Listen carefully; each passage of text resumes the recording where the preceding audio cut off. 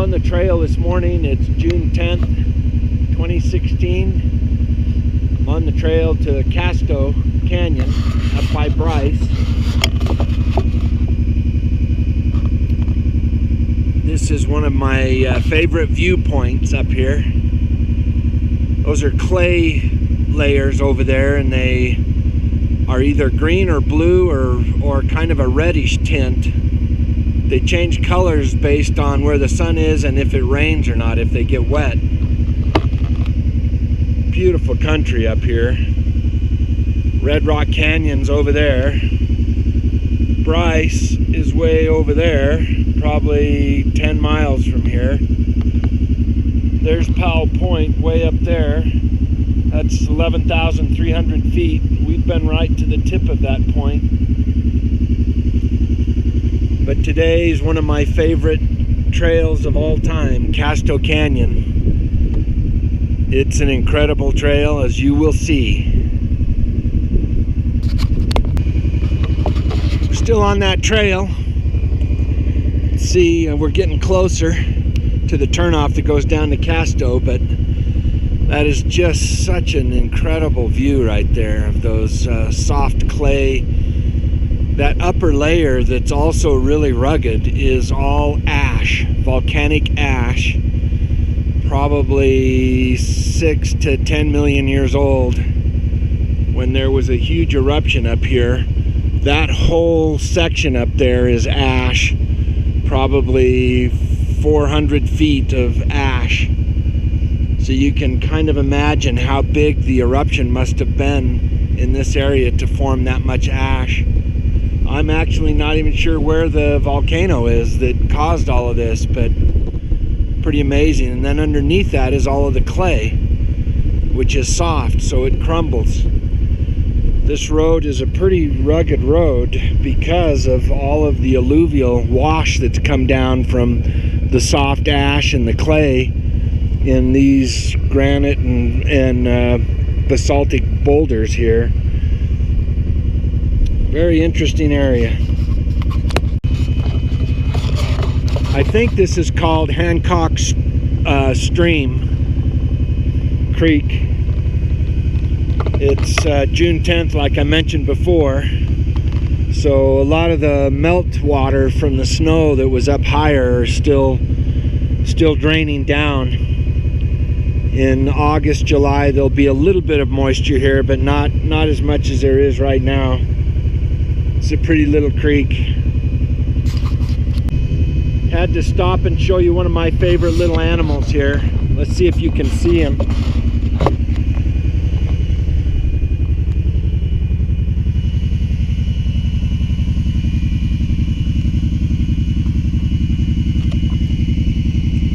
These are called horny toads. They're fat little lizards. See him down there? Isn't he cute? He's a small one. But they have little horns all over them, little spines. They're not very fast.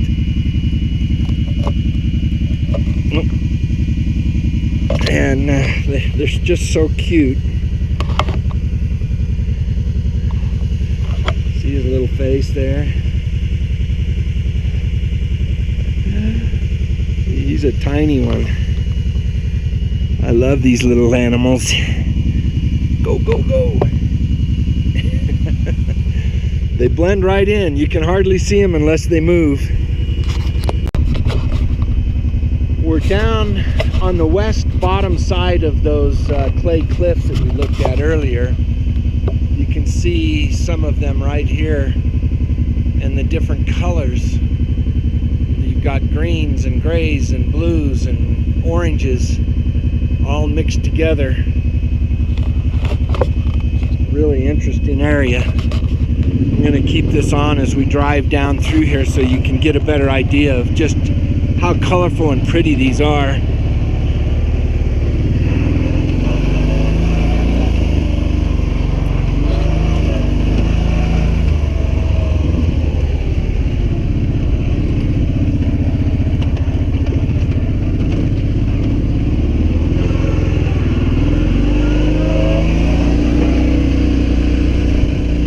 This corner get a better view.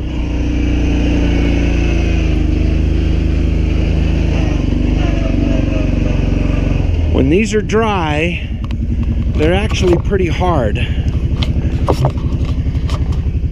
But the water dissolves the... See, it's not as soft as it looks. I mean, the edges crumble, and you can see it just dissolves when you rub it, but it's harder than it looks. The water dissolves it, the bonding agent between the granules of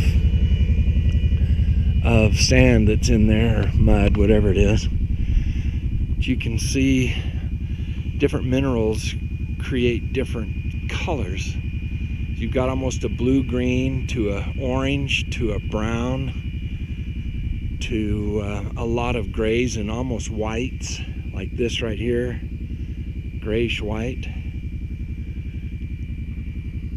Pretty amazing. This is for Claire. I wanted to show you the, I think we call it Jasper. There are tons of these huge, big, crystal-like rocks up here. You can see a lot of them in here. Here's a good example of the ash right here.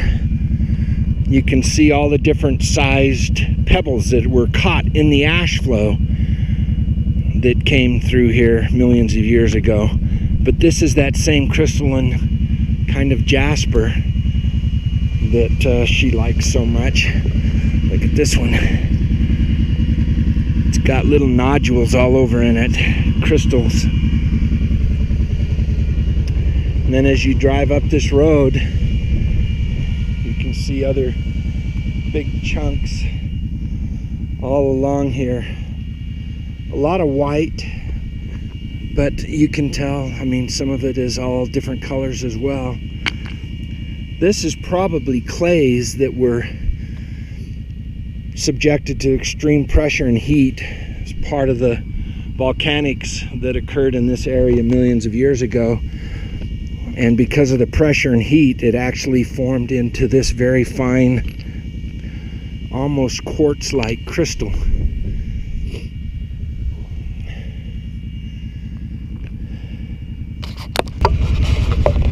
So we made it to the Casto Canyon turnoff.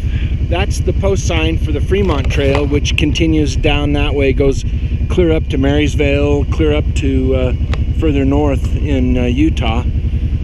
That's a backside of those same clay cliffs. And this is the Fremont Trail we just came down right here. So you can continue to go straight, or you can go this way, 697, which is the turnoff to go to my favorite ride, Casto Canyon. So we'll see what this looks like up here. One of the interesting areas right here is all of this jasper again, opalized calcite. There's a lot of it right here. The Fremont Trail was actually part of the Fremont Indian Trail system when the pioneers first came here, and they've continued to use it even up until this day. Now we ride on ATVs. Back then they would have been on foot or horseback.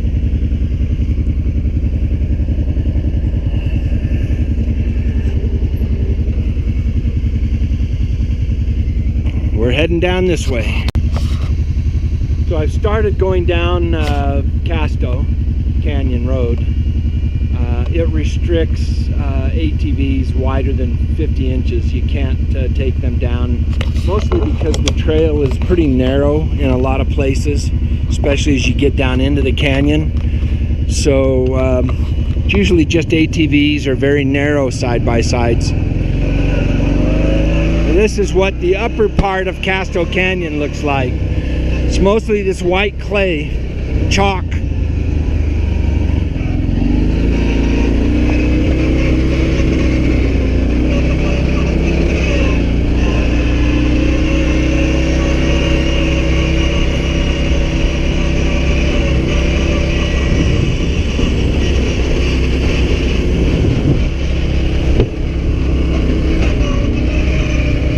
real bumpy trail, but it is a little narrow in some places. Not for my ATV, but for a big side-by-side it would be.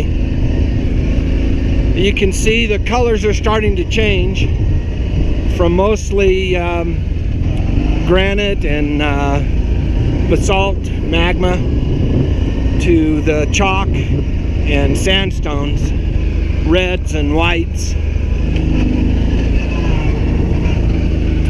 purple.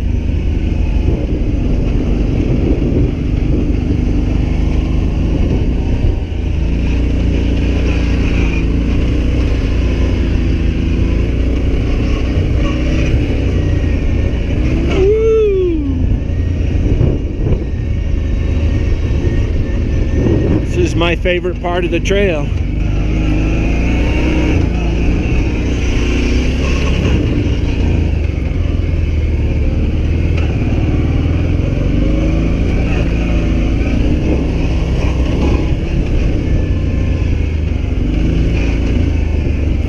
As we drop in elevation, right now we are at 7,820 feet. As we drop down, we get into the sandstone formations that form Bryce Canyon and Red Rock Canyon. What's unusual about these formations is that they're freshwater, not saltwater. And that's part of the reason why there's so much more color, because in freshwater you get more distinct minerals and separation of minerals than you do in saltwater, which kind of the salt overwhelms everything else, and because it's such a large body of water you don't get a lot of separation. You can see there's a little bit of water coming down Casto Creek, starting to get some of the hoodoos and little plateaus.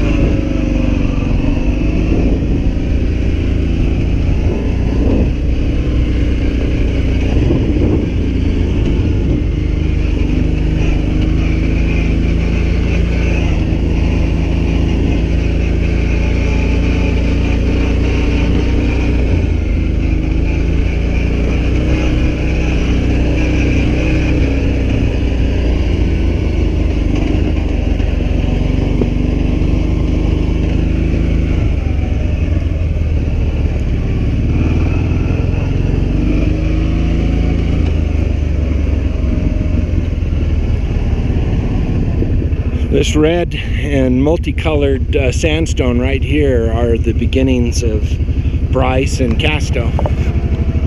Same formation, same elevation.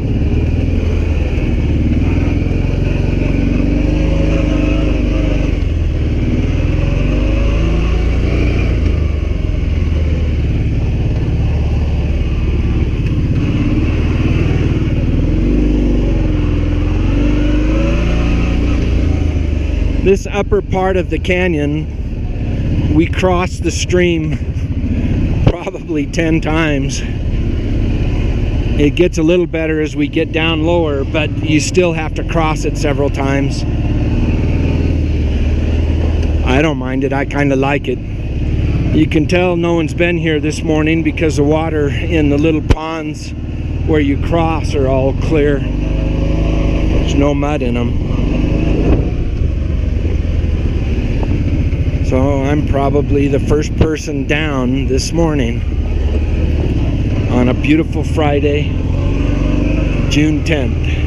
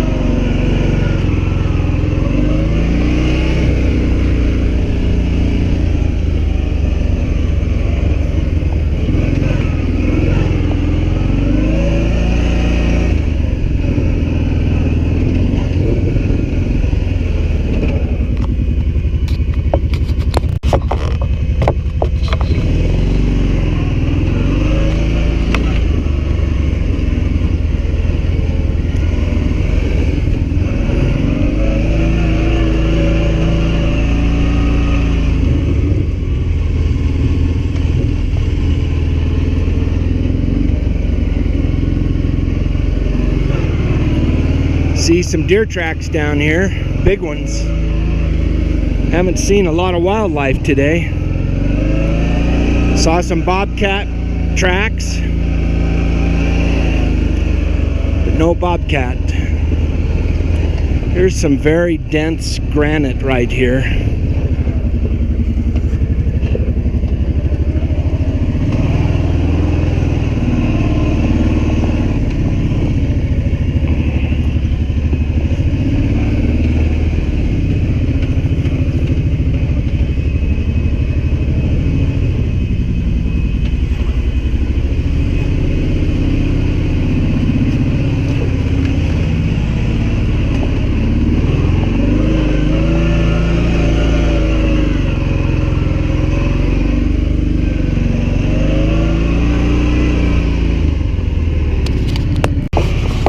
Just coming into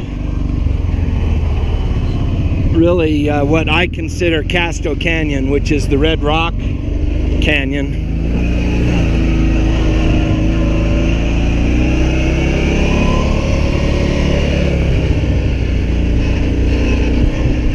You get the unique rock formations, color. It's just amazing.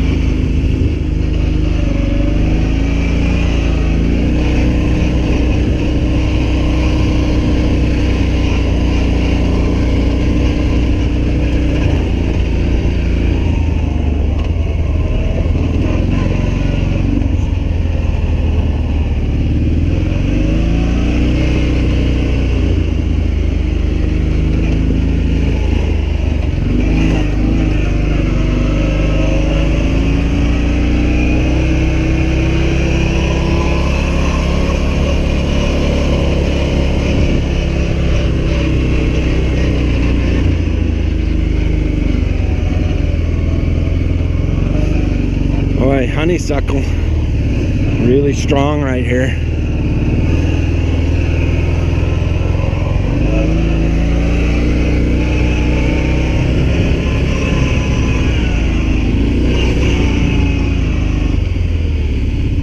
Isn't that amazing?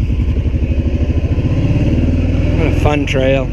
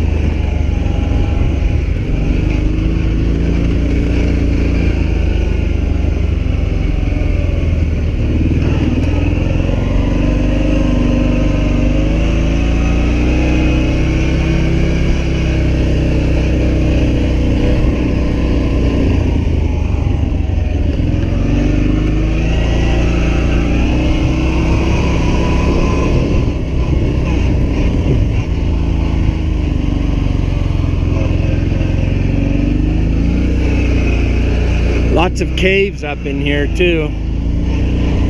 They don't go back very deep, at least the ones I've been in. Only probably 20-30 feet is all, but like that one up there.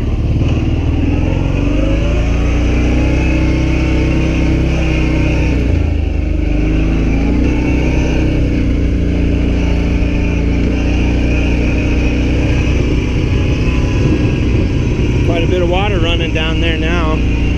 We've had a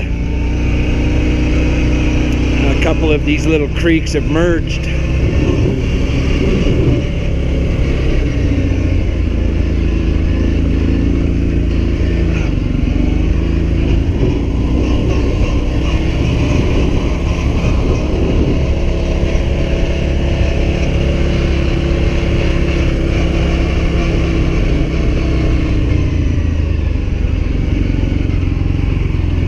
See the deer tracks.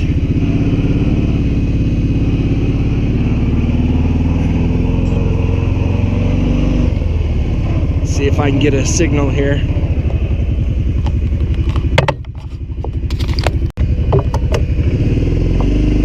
No signal. Have to wait till I get down further.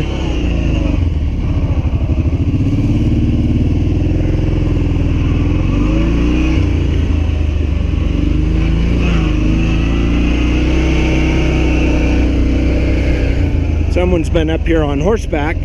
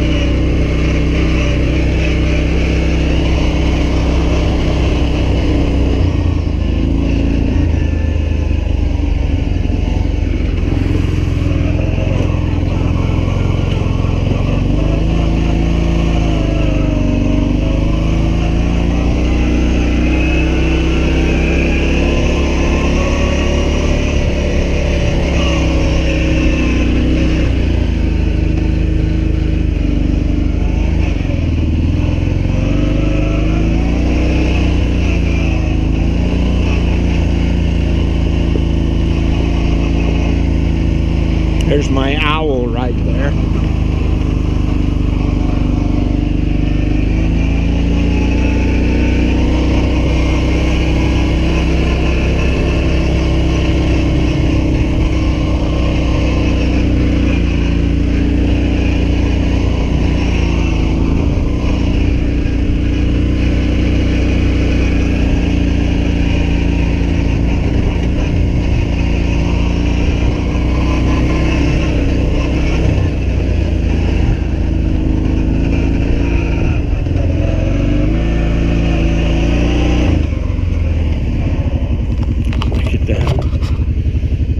Amazing.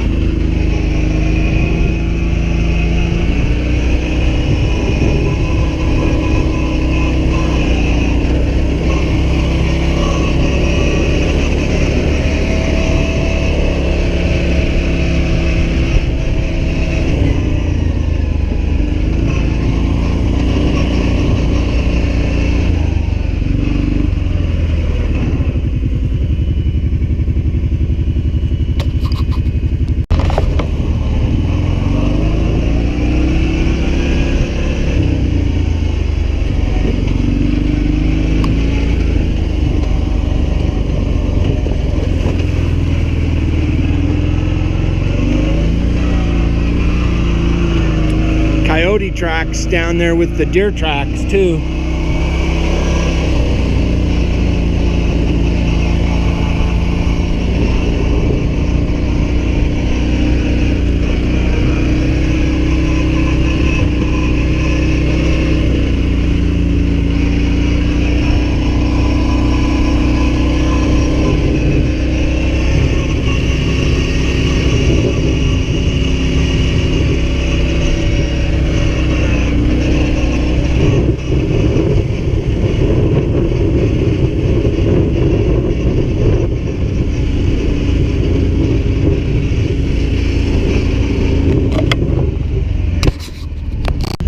Show you the tracks. See, these are the deer tracks, small ones, probably a fawn right there. This is a little bit larger here, the mother. And then over here you can see paw prints of the coyote. Coyote looks like it's headed that way. The deer are going this way. So those are the deer tracks and the coyote tracks.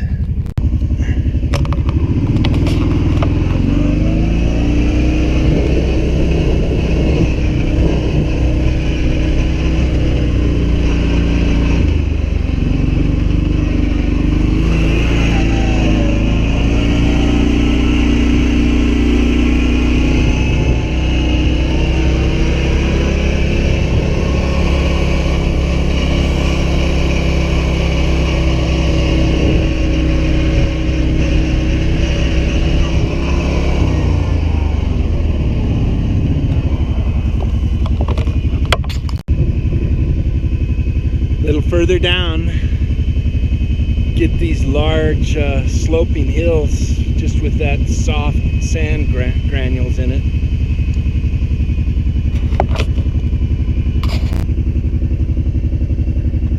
That's pretty up there too.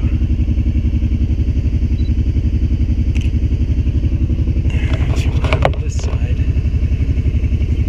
more big caves up there.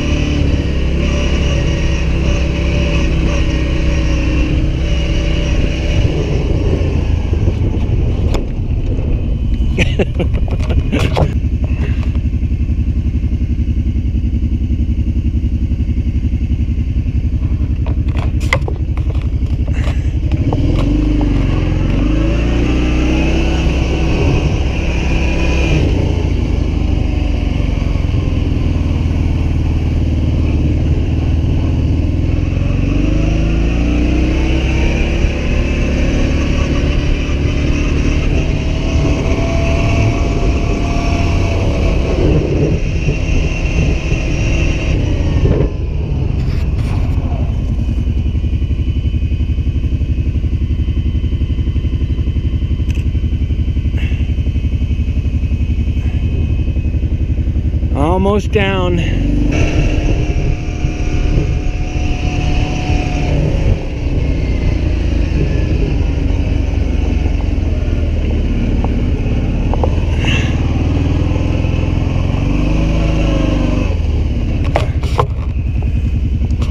Look at that. Wow.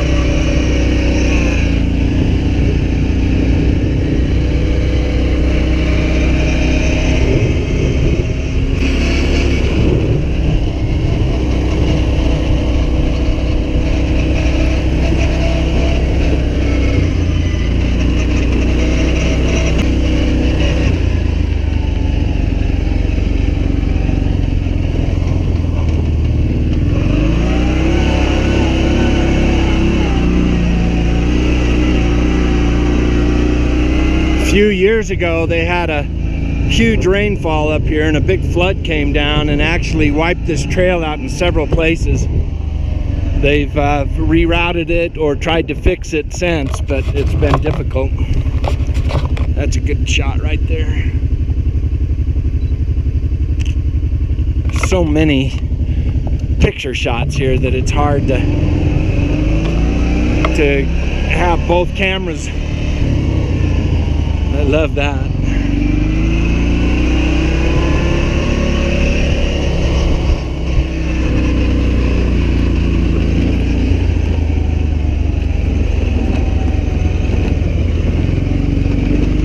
That big flood I was talking about probably dug this creek down 7 feet from where it was before. It's pretty amazing. Actually couldn't get all the way down for a while.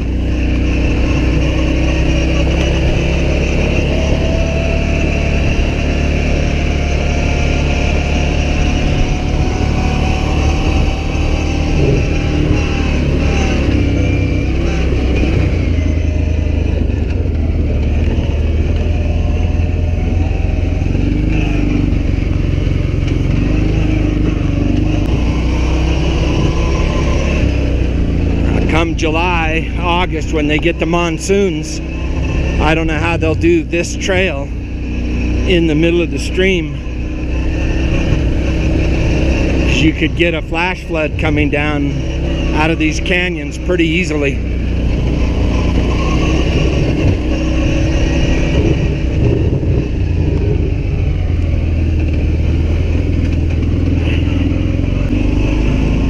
They said there was a chance of thunderstorms today, but I sure don't see it. Crystal clear, deep blue skies.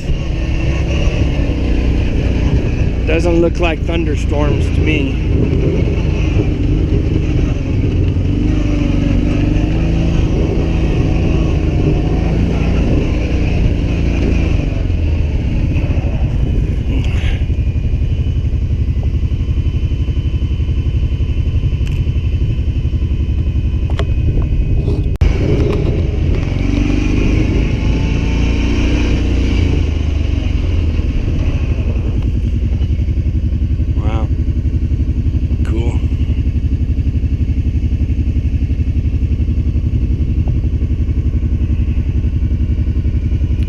Beautiful area.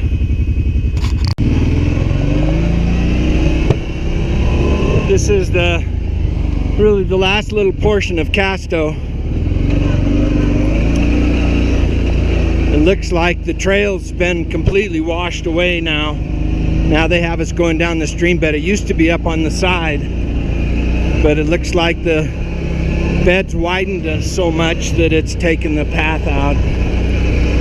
So now they just have us go down the middle of the stream bed, which, like I said before, I don't know what they'll do when we get the monsoons, because this will all be underwater, or not underwater, but wet. Whoa.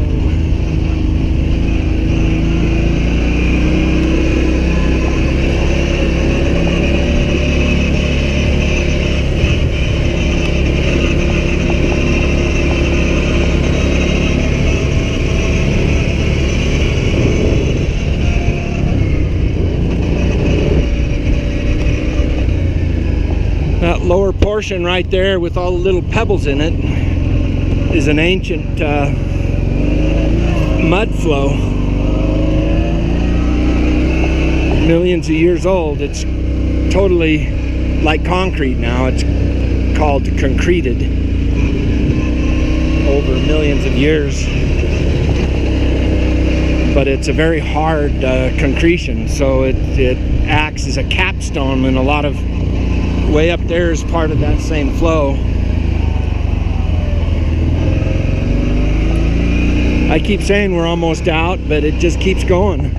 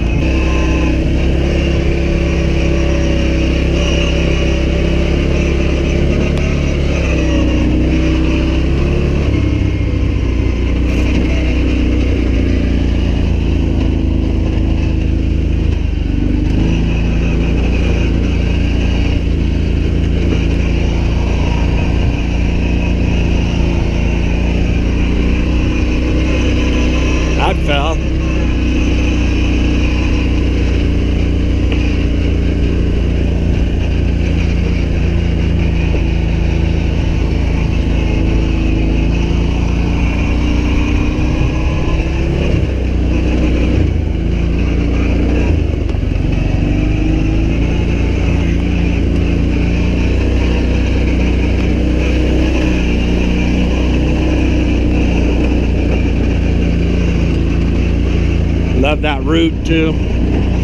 That tree growing right out of the rock.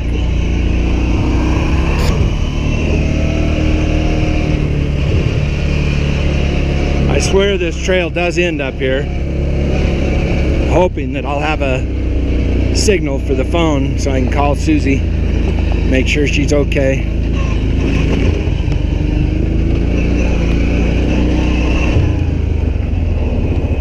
Wow, gotta take a picture of that.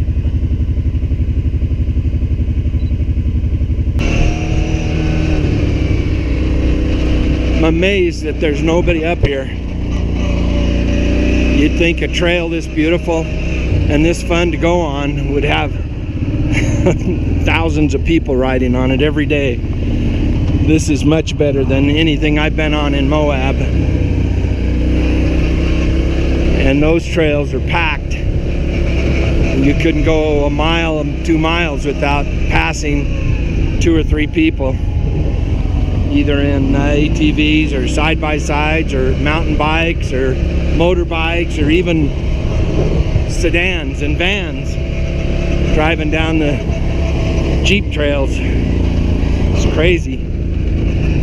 But there's nobody up here. I feel like I have this place all to myself.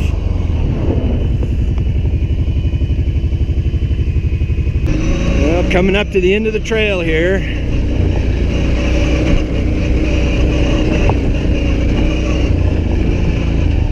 A few cows out.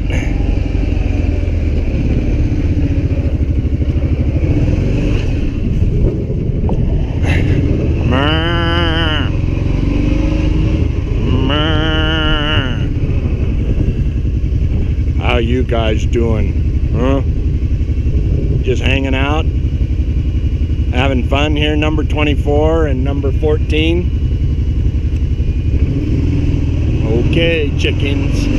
Chickens.